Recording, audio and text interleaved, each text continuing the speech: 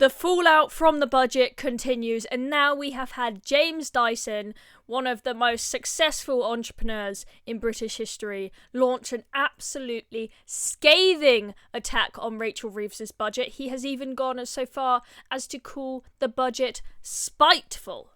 He has written this column in the Times, and I think this is pretty damning. Let's take a look at what he had to say. So he says, Labour's budget will rip apart the very fabric of our economy. The party has shown its true colours with spiteful tax rises that target family firms and farmers. And as someone who runs a family business, obviously we know James Dyson for the Hoovers, for the hand dryers, but he actually does have a company called Dyson Farming as well. So he is, he's being hit from all angles with this budget. It could potentially be devastating for his business, and obviously this is a big business, a big family business, but he speaks here for all of the other family businesses. He is not someone who started with a big fat trust fund and a load of money. This is someone who started as just one guy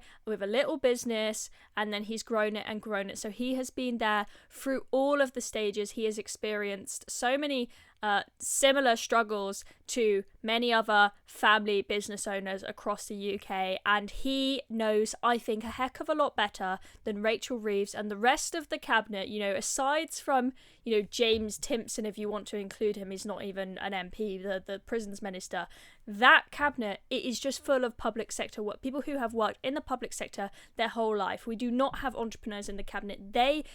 And that clearly shows in the budget, because they do not understand business.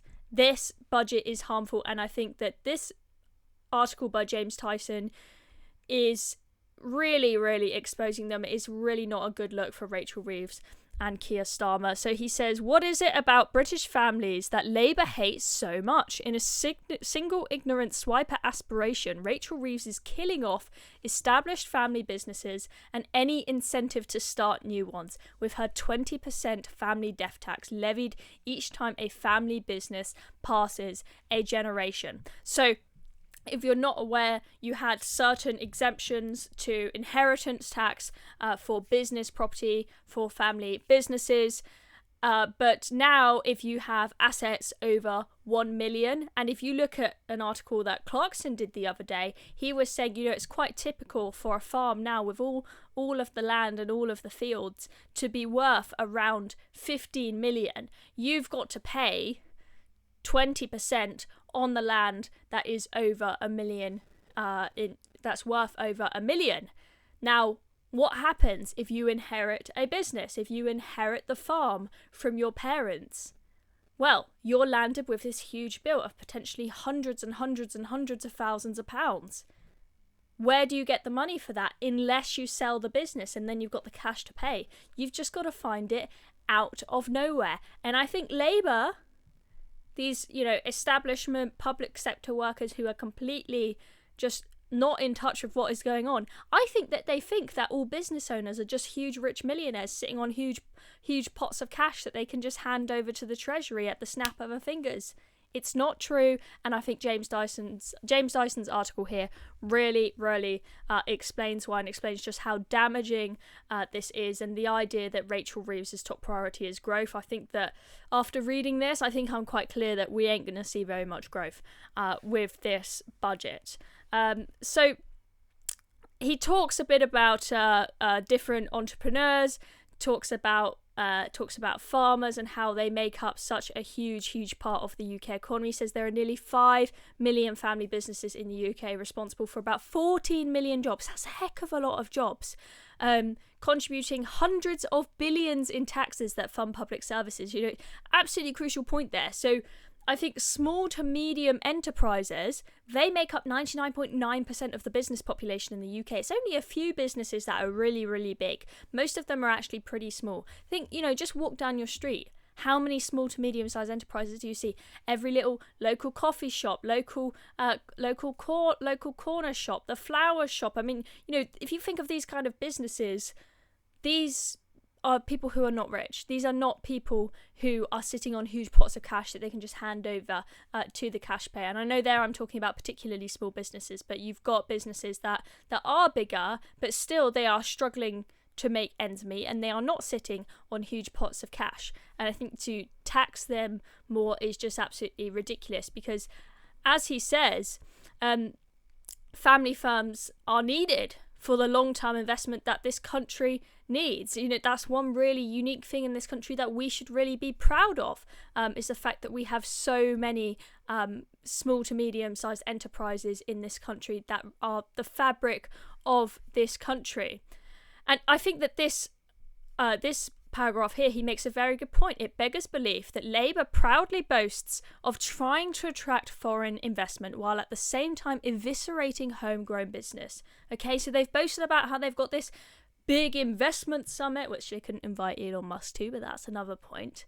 What is the point in putting in all this effort to bring in foreign investment if you can't even take care of your own businesses at home? Surely we should make sure that the businesses that we have at home that employ British people and are run by British people, that those are taken care of and those can thrive before we're so desperate to try and get investment from abroad. Not that it's one or the other, but I think that taking care of our own businesses is more important.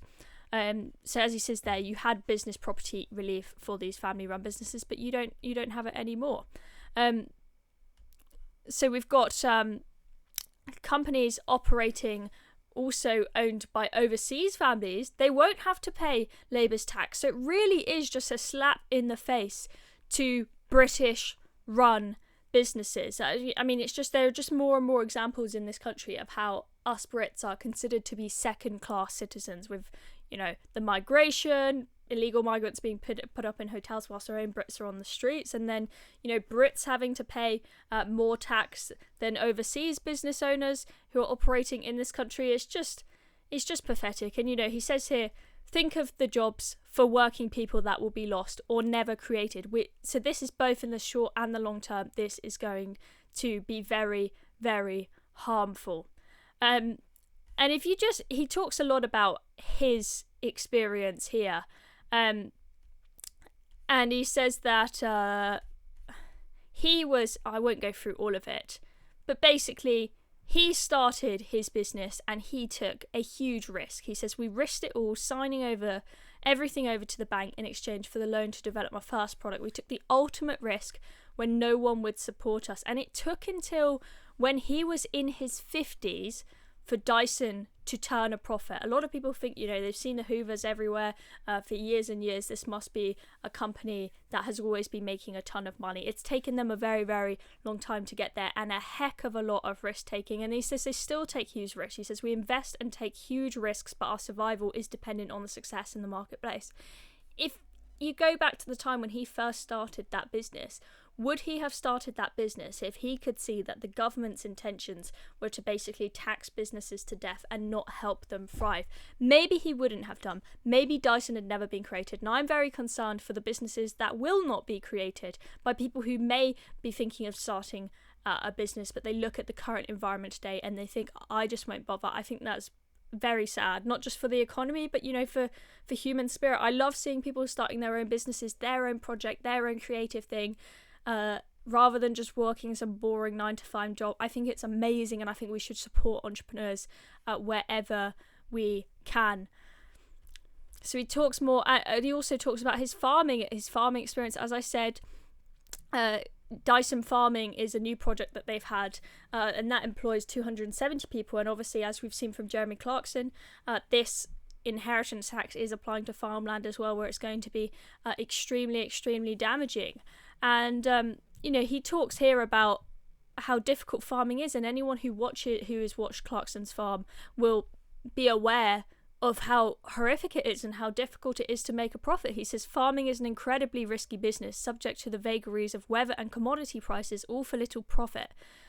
We've been fortunate to be able to invest 140 million in infrastructure projects to improve our farms for succeeding generations, but there is precious little profit to be made for the thousands of hardworking and undervalued farmers who weave together the fabric of the countryside. So there's not a lot of cash in it. They may be sitting on farmland, which is itself a lot of money, so in their assets they may have a lot of money, but in terms of actual cash in the pocket to potentially pay hundreds of thousands for an inheritance tax, good luck finding it.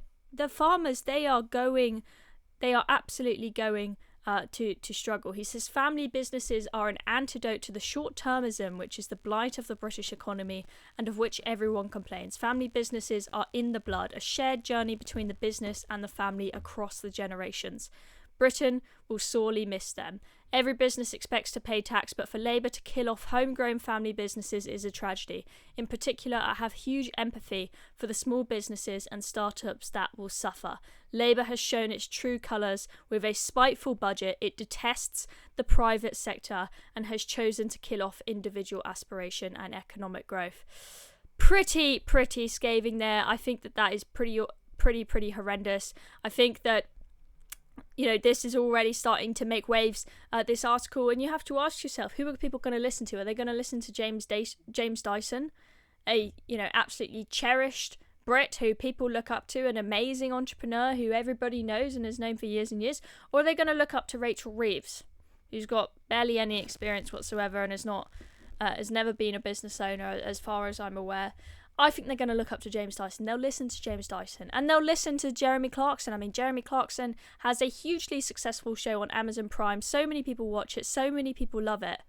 I'm sorry, but I think that these guys are more popular than Rachel Reeves. People are going to listen to this and people are going to dislike Labour. Their approval ratings are going to get worse and worse as a consequence of this budget. Let me know in the comments what you think about this. Do you agree with James Dyson? I'm Chloe Dobbs, thank you for watching this video and make sure you stay tuned, press the notification bell so you don't miss out on our upcoming videos.